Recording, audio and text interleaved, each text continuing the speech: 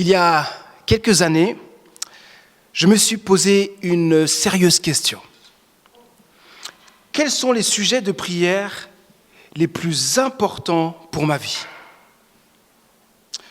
Je voulais déterminer cela pour prier de la bonne manière.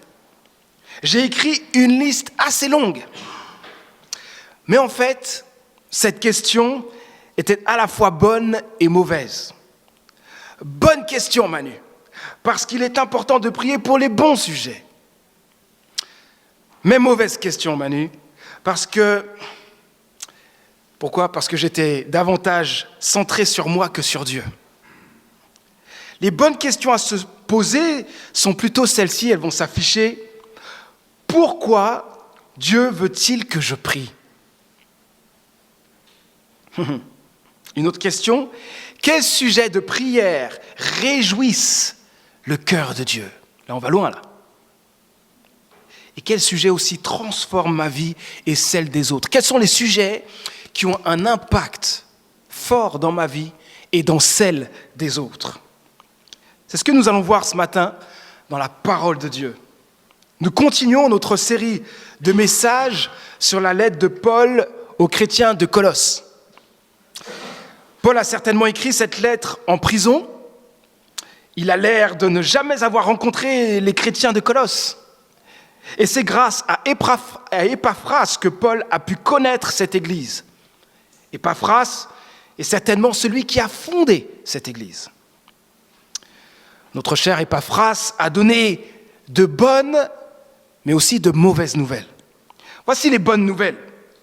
Les croyants, on l'a vu dimanche dernier, les croyants ont reçu et reconnu la grâce de Dieu dans toute sa vérité. On voit cela au verset 6. Ils ont la foi dans le Christ Jésus et ils ont de l'amour pour tous ceux qui appartiennent à Dieu. On voit cela dans les versets 4 et 5. Et encore le verset 6, la bonne nouvelle de Jésus-Christ porte du fruit chez eux et va de progrès en progrès. Paul s'en réjouit de cela. Mais Épaphras, comme je l'ai dit juste avant, a aussi de mauvaises nouvelles. Les croyants sont en danger à cause de mauvaises influences. On le comprend en lisant toute cette lettre. Il y a des prédicateurs, on ressent qu'il y a des prédicateurs itinérants qui détournent les croyants du véritable évangile. Ces enseignants ont une très forte influence, car ils condamnent ceux qui ne vont pas dans leur direction. Ces enseignants amènent les croyants dans un système philosophique, dans des traditions légalistes, dans le culte des anges, dans des connaissances secrètes et profondes qu'ils détiennent, dans une sagesse qui a pour fondement des traditions humaines et dans des visions auxquelles ils se livrent. Pas mal de gens encore aujourd'hui qui sont très attirés par tout ça, n'est-ce pas ? Paul écrit donc cette lettre aux chrétiens de Colosse pour corriger ses erreurs et ses fausses doctrines. Et il proclame la supériorité et la toute-suffisance de Jésus-Christ. Vous n'avez pas besoin de sensations fortes, de sagesse extraordinaire trouvée dans la philosophie grecque, etc.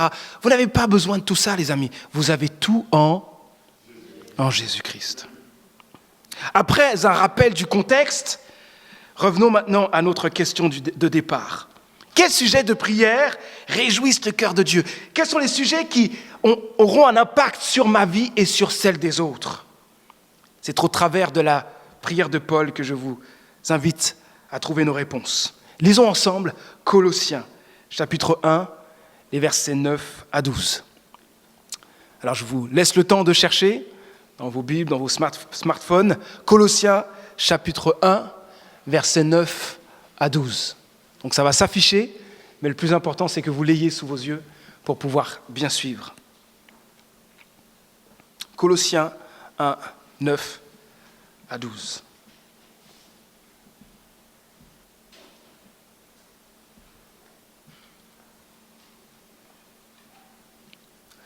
Je cite. Aussi, depuis le jour où nous avons entendu parler de vous, nous aussi, nous ne cessons de prier Dieu pour vous. Nous lui demandons qu'il vous fasse connaître pleinement sa volonté en vous donnant par le Saint-Esprit une entière sagesse et un parfait discernement. Ainsi, vous pourrez avoir une conduite digne du Seigneur et qui lui plaise à tous égards. Car vous portez comme fruit toutes sortes d'œuvres bonnes et vous ferez des progrès dans la connaissance de Dieu. Dieu vous fortifiera pleinement à la mesure de sa puissance glorieuse pour que vous puissiez tout supporter et persévérer jusqu'au bout, et cela avec joie. Vous exprimerez votre reconnaissance au Père qui vous a rendu capable d'avoir part à l'héritage qu'il réserve dans son royaume de lumière à ceux qui lui appartiennent. Fin de notre lecture. Quels sujets de prière réjouissent le cœur de Dieu et transforment notre vie et celle des autres? Le premier sujet, c'est connaître la volonté de Dieu. Connaître la volonté de Dieu. Je recite le verset 9, l'apôtre Paul dit ceci, « Donc nous lui demandons qu'il vous fasse connaître pleinement sa volonté en vous donnant par le Saint-Esprit une entière sagesse et un parfait discernement. » Paul prie que Dieu donne aux croyants une pleine connaissance de sa volonté, une entière sagesse, un parfait discernement. Nous entendons ici connaissance de la volonté de Dieu, donc connaissance, sagesse, discernement. Connaissance, sagesse, discernement. Il ne demande pas juste un petit peu, vous remarquerez qu'il écrit pleine connaissance, entière sagesse, parfait discernement. Pleine, entière, parfait, enfin, il veut tout pour l'Église, n'est-ce pas? Nous savons que la volonté de Dieu est écrite pour nous dans la Bible, sa parole. Enfin, j'espère que vous savez cela. Parfois, il y a des gens qui disent « Mais quelle est la volonté de Dieu ?» Et ils se décarcassent à chercher la volonté de Dieu quand celle-ci est dans sa parole. Bien sûr, la parole de Dieu ne nous dit pas tout le temps d'aller à droite, à gauche, quelle brosse à dents je vais prendre demain, hein, et on ne va pas jusque-là, mais quand même, il y a suffisamment de choses pour nous aider à grandir et à saisir ce que Dieu attend de nous. Nous devons donc lire et méditer la parole de Dieu, la Bible, pour mieux connaître la volonté de Dieu. Mais nous avons aussi besoin de l'action surnaturelle du Saint-Esprit pour mieux saisir ce que Dieu attend de nous et pour une compréhension approfondie des choses spirituelles. Voilà pourquoi la prière est indispensable. Dans sa prière, Paul ne s'arrête pas à la connaissance de la volonté de Dieu, mais il ajoute la sagesse et le discernement, parce que nous avons tous besoin de savoir discerner ce qui est bien, ce qui est juste, ce qui plaît à Dieu. Et nous avons aussi besoin de savoir appliquer la volonté de Dieu à notre situation quotidienne, aux situations compliquées de la vie. Et moi, ça me fait penser à cette génération du numérique dans laquelle nous sommes, cette génération hédoniste à la recherche du plaisir, cette génération dans laquelle nous sommes. On peut se retrouver parfois ou souvent dans des situations compliquées, mais comment je peux appliquer la volonté de Dieu dans telle ou telle situation? Je suis au travail, mais comment je peux témoigner de ma foi alors qu'il y a tellement de choses parfois qui sont compliquées? On est face à plein de questions. Comment je fais avec mes enfants? Etc., etc. Et donc c'est utile, non seulement de connaître la volonté de Dieu, mais de savoir comment elle peut s'appliquer à ma vie. De là, j'ai besoin de sagesse, j'ai besoin de discernement. Vous voyez? Paul prie que la connaissance de la volonté de Dieu, cette connaissance de Dieu occupe toute la pensée des Colossiens et qu'elle s'applique à tous les aspects de la vie, de leur vie, afin qu'ils se conduisent selon la volonté de Dieu. S'ils sont remplis de cette connaissance, ils ne subiront pas l'influence dont nous avons parlé tout à l'heure, l'influence des philosophies ambiantes, etc. Et en utilisant le mot « connaissance », Paul vise peut-être particulièrement la philosophie gnostique qui mettait l'accent sur l'acquisition d'une connaissance spéciale et qui combattait énergiquement l'Évangile. Un autre texte de Paul, dans un autre livre, souligne l'importance d'une œuvre surnaturelle de Dieu en nous, dans notre pensée, pour discerner ce qui plaît à Dieu. Est-ce que vous connaissez ce texte ? Ou est-ce que ça parle de transformation de l'intelligence pour discerner ? Hein ? Comment ? Non ? Romains 12. Yeah ! Bravo Janet. Romains 12, verset 2. Ne vous laissez pas modeler par le monde actuel, mais laissez-vous transformer par le renouvellement de votre pensée pour pouvoir discerner la volonté de Dieu. Donc on a le mot discernement qui est là, et après ça dit ce qui est bon, ce qui lui plaît, ce qui est parfait. Donc ça veut dire qu'à nous tout seuls, on ne sait pas vraiment ce qui est juste, les amis. On a besoin de l'action du Saint-Esprit pour saisir ce qui est bon, ce qui plaît à Dieu, ce qui est parfait. Quels sujets de prière réjouissent le cœur de Dieu et transforment notre vie et celle des autres ? Deuxièmement, porter comme fruit toutes sortes d'œuvres bonnes. Porter comme fruit toutes sortes d'œuvres bonnes. Verset 10. Ainsi, vous pourrez avoir une conduite digne du Seigneur et qui lui plaise à tous égards, car vous porterez comme fruit toutes sortes d'œuvres bonnes. Paul écrit ici la conséquence de ce qu'il a demandé avant. C'est la conséquence d'un croyant motivé et dominé par la connaissance de la volonté de Dieu. Quand nous sommes remplis de la connaissance de la volonté de Dieu, nous pouvons ensuite vivre une vie riche d'œuvres bonnes. Une vie qui plaît à Dieu. Le terme fruit peut faire penser aux fruits de l'esprit, que nous retrouvons dans Galates chapitre 5, versets 22 et 23, que je cite. Le fruit de l'esprit, c'est l'amour, la joie, la paix, la patience, l'amabilité, la bonté, la fidélité, la douceur et la maîtrise de soi. Et si vous voulez les voir en profondeur, je vous invite à regarder les vidéos ou messages sur le site de l'Église ou dans la chaîne YouTube de l'Église, et vous avez une série de 3 messages sur les fruits de l'esprit.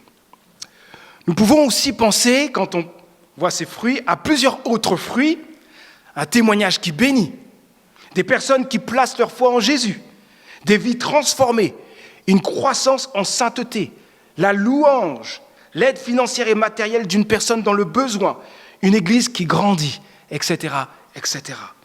Les fruits sont nombreux. Le but de la connaissance de la volonté de Dieu est de vivre une vie riche d'œuvres bonnes qui réjouit le cœur de Dieu. Le but, et c'est important de souligner cela avant d'avancer, le but n'est pas de gagner l'approbation de Dieu ou le ciel par le bien que nous faisons. Nous avons une toute autre motivation quand nous vivons une vie riche d'œuvres bonnes. Nous faisons le bien parce que le ciel et l'approbation de Dieu ont été acquis à la croix, où Jésus-Christ est mort à notre place. Amen. C'est exclusivement en plaçant notre foi en Jésus que nous pouvons avoir la vie éternelle. À la croix, on voit un amour et une bonté de Dieu, une grâce de Dieu tellement immense que nous n'avons qu'une envie, exprimer à Dieu toute notre reconnaissance par une vie riche d'œuvres bonnes. Que l'élan qui nous pousse à vivre une vie riche d'œuvres bonnes, c'est notre reconnaissance envers ce que Jésus-Christ a fait pour nous à la croix. Quel sujet de joie, plutôt de prière, réjouissent le cœur de Dieu et transforment la vie et celle des autres. Troisièmement, progresser dans la connaissance de Dieu. Ça, c'est énorme. Verset 10, vous ferez des progrès dans la connaissance de Dieu. Prière plus centrée sur Dieu que cela, on ne peut pas. Connaître Dieu intimement est ce qu'il y a de plus important au monde. Vous êtes d'accord avec cela? Le oui était petit. Le oui était petit. Est-ce qu'on est convaincu de cela? Que ce qu'il y a de plus important au monde, c'est de connaître Dieu intimement. En suivant le raisonnement de Paul dans sa prière, on voit que l'obéissance à la volonté de Dieu a un impact sur notre connaissance de Dieu. Intéressant. Ça a un impact sur notre connaissance intime de Dieu. Plus nos pensées sont remplies de la volonté de Dieu, plus on ressemble à Jésus-Christ. OK ? Mais plus on ressemble à Jésus-Christ, plus on progresse en connaissance, dans notre connaissance intime de Dieu. Vous m'avez suivi? Ça va? Mais maintenant, je vais donner le texte dans un autre sens. On peut l'écrire à cause du grec. On peut écrire ce verset 10 ainsi: vous ferez des progrès par la connaissance de Dieu. On peut aussi donner ce texte de cette manière. Et je crois que les deux on peut être pleinement d'accord pour les deux sens. Et ce sens, c'est que la croissance dans la vie chrétienne ne peut se vivre que par la connaissance de Dieu. Plus on grandit dans notre connaissance de Dieu, plus on grandit spirituellement, dans notre foi, dans notre comportement. Et donc vous avez entendu les deux, c'est un peu bizarre de dire les choses ainsi, mais plus je grandis dans mon obéissance à Dieu, plus je connais Dieu intimement. Mais c'est aussi l'inverse. Plus je connais Dieu intimement, et plus je grandis dans une vie riche d'œuvres bonnes. Vous voyez ? Mais une bonne question est celle-ci. Est-ce que nous connaissons vraiment Dieu ? Voulez-vous savoir si vous connaissez vraiment Dieu intimement ? Alors écoutez cette citation d'un homme qui a connu Dieu. On peut la lire ensemble, enfin vous pouvez la voir projetée ici. La plus noble des sciences, la plus profonde des méditations, la meilleure des philosophies, qui puisse jamais captiver l'intérêt d'un enfant de Dieu, c'est le nom, la nature, la personne, l'œuvre, les actions et l'existence du Dieu immense qu'il appelle son Père. Waouh! Une autre citation: voudriez-vous oublier vos chagrins, abandonner vos soucis? Alors plongez-vous en Dieu comme en une mer profonde. Perdez-vous dans son immensité. Vous en ressortirez reposé, rafraîchi et plein d'une nouvelle vigueur. Je ne connais rien qui puisse autant réconforter l'âme, rien qui puisse si bien calmer les assauts du chagrin et de la douleur, rien qui puisse avec autant d'efficacité parler de paix au vent déchaîné de l'épreuve qu'une méditation fervente, centrée sur la personne de Dieu. Vous avez vu l'homme qui a écrit cela? Charles Spurgeon, un homme remarquable, prédicateur, évangéliste. Il a écrit plusieurs livres. Quand il a écrit cela, il n'avait que 20 ans. Ça donne quelques claques ce matin en voyant la maturité d'une personne de 20 ans. Est-ce que nous pouvons en dire autant sur notre connaissance intime de Dieu? Est-ce que la connaissance de Dieu nous pousse à l'aimer davantage, à l'adorer de manière plus profonde et à le servir avec une reconnaissance toujours plus croissante? Mes amis, que la connaissance de Dieu soit ce que nous recherchons par-dessus tout pour mieux l'adorer et le servir. Quel sujet de prière réjouisse le cœur de Dieu et transforme notre vie et celle des autres? Quatrièmement, expérimenter la puissance de Dieu pour persévérer avec joie dans l'épreuve. Expérimenter la puissance de Dieu pour persévérer avec joie dans l'épreuve. Verset 11. Dieu vous fortifiera pleinement à la mesure de sa puissance glorieuse pour que vous puissiez tout supporter et persévérer jusqu'au bout, et cela avec joie. La vie est faite d'épreuves, et je pense que je n'ai pas besoin de faire un long discours pour le dire. Mais je rappelle que ce n'est pas parce que nous sommes chrétiens, que nous appartenons à Dieu, qu'il n'y aura plus d'épreuves. Et ça arrive, j'entends encore aujourd'hui, des prédicateurs, des livres écrits sur le sujet, de gens chrétiens, ou j'ai envie de dire soi-disant chrétiens, puisque là, ils vont dans un évangile dangereux, et qui proclament que plus on est dans la présence de Dieu, et plus on va devenir riche, plus la vie va être géniale, et plus vous grandissez en maturité, moins vous avez de problèmes. Et là, aïe aïe aïe, parce que ce n'est pas du tout l'enseignement biblique. Jamais vous retrouverez cela dans la parole de Dieu. La vie chrétienne est aussi faite d'épreuves. Voire qu'il y a plus, parfois, certains se disent, depuis que je suis chrétien, j'ai plus d'épreuves. Hein. Mais j'ai la paix. J'ai une paix que je n'avais pas avant. J'ai une tranquillité, une sérénité que je n'avais pas avant. Parce que je sais que je peux compter sur Dieu. Sur un Dieu qui est bon, qui prend soin de moi. Les épreuves font partie de la vie, les amis. Comme je l'ai dit au début du message, si on revient à l'église de Colosse, ils étaient en danger à cause de mauvaises influences. Les croyants vont s'éloigner du véritable évangile s'ils suivent toutes ces hérésies et ces fausses doctrines.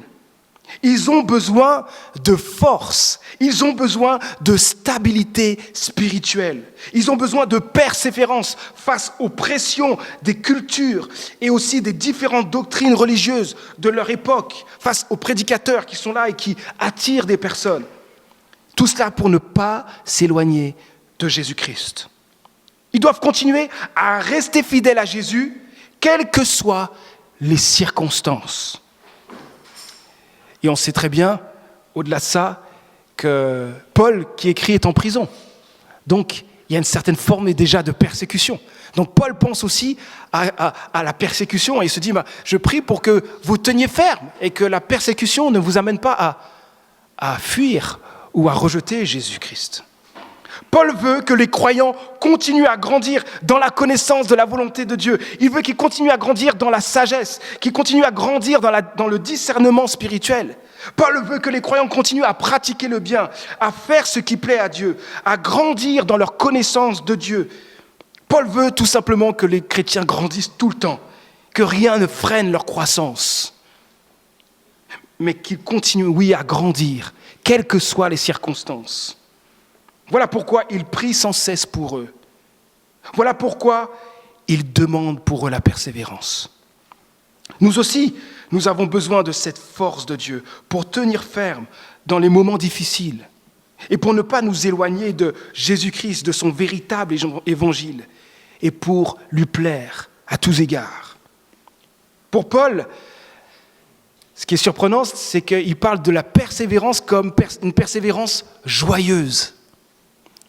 Il me semble que ce n'est pas souvent que l'apôtre Paul parle de persévérance avec la joie à côté. En tout cas, de cette manière. Donc, il ne s'agit pas d'une persévérance où on serre les dents, mais d'une persévérance joyeuse. J'ose dire que la joie dans ce texte vient de tous les autres sujets de prière que nous avons énumérés jusqu'ici. Quand nous sommes de véritables croyants, quand nous appartenons à Dieu, quand le Saint-Esprit nous transforme de l'intérieur, par son œuvre en nous, nous avons la joie de grandir dans la connaissance de la volonté de Dieu. Nous aimons la volonté de Dieu. Nous avons la joie aussi de réjouir le cœur de Dieu. Toutes les fois où nous faisons des choses qui plaisent à Dieu, cela réjouit notre cœur. Nous avons la joie aussi de mieux le connaître.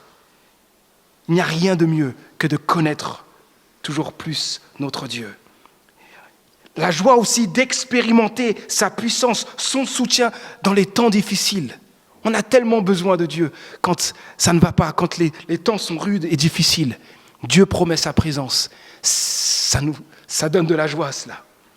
Et enfin, et ce sera notre prochain sujet, la joie d'exprimer notre reconnaissance à Dieu pour sa grâce. C'est notre 5e point. 5e sujet, être reconnaissant pour la grâce de Dieu. Verset 12, vous exprimerez votre reconnaissance au Père qui vous a rendu capable d'avoir part à l'héritage qu'il réserve dans son royaume de lumière à ceux qui lui appartiennent. Paul prie pour que les chrétiens de Colosse expriment leur reconnaissance à Dieu pour sa grâce. Sa grâce est exprimée ainsi. Dieu nous a rendus capables. Dans un commentaire, c'est je crois John MacArthur qui dit « Il nous a rendus capables parce que nous sommes des incapables. » C'est bien dit. Dieu nous a rendus capables, par la mort et la résurrection de Jésus-Christ, d'avoir part à l'héritage qu'il réserve dans son royaume de lumière, dans son royaume de vérité, dans son royaume de pureté.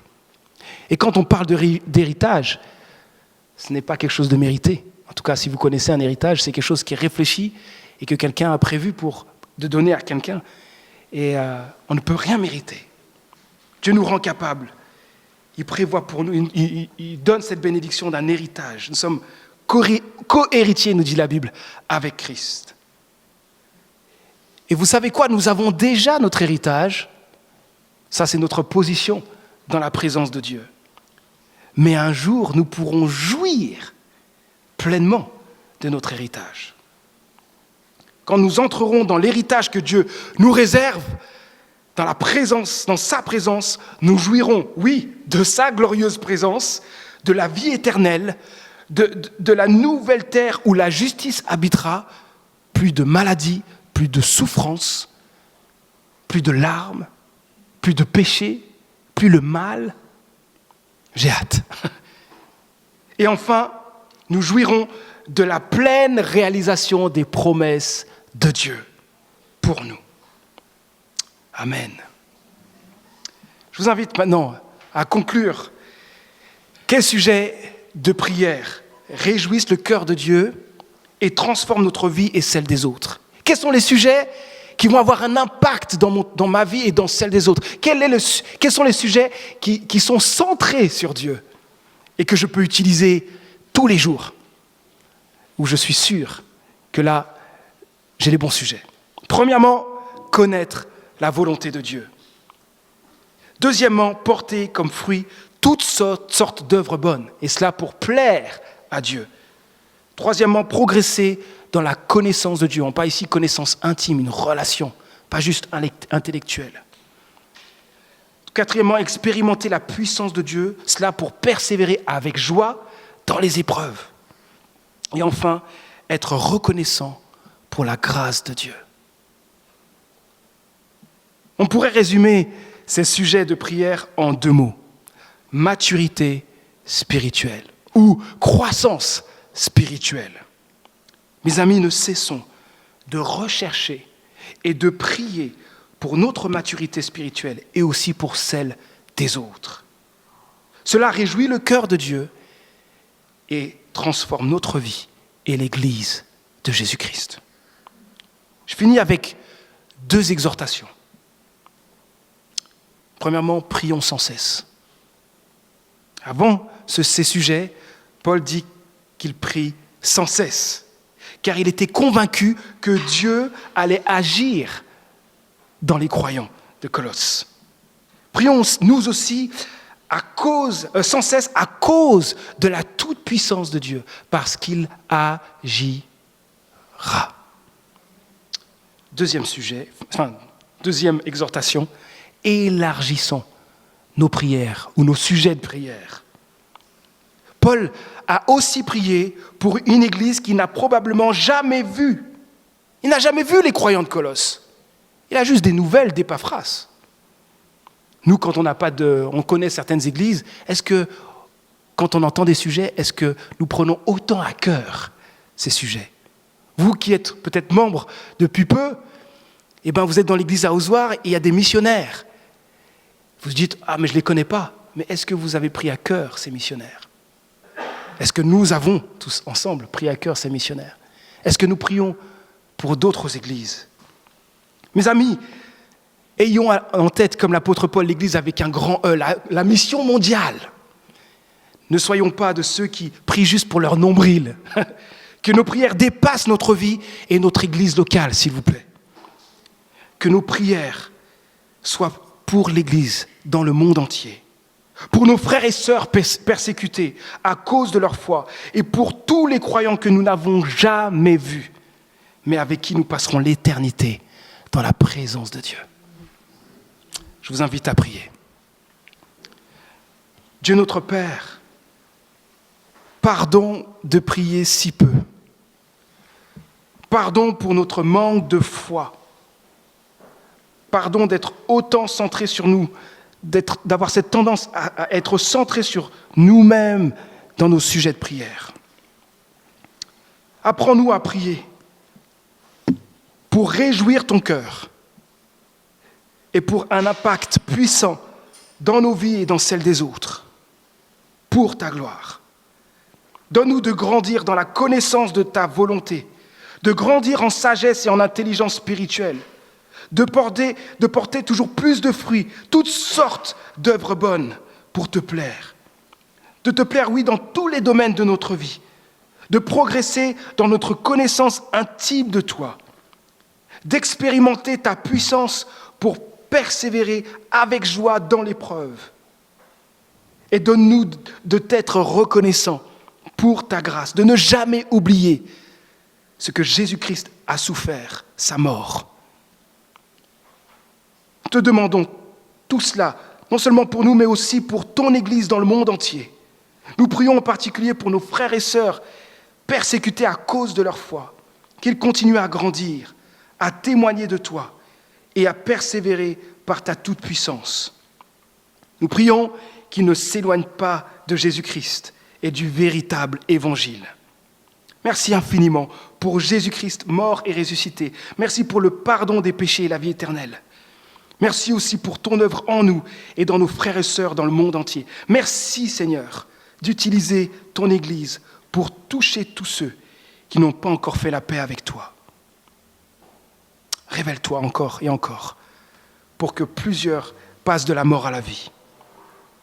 Nous nous attendons à toi, notre Dieu. Au nom de Jésus-Christ. Amen.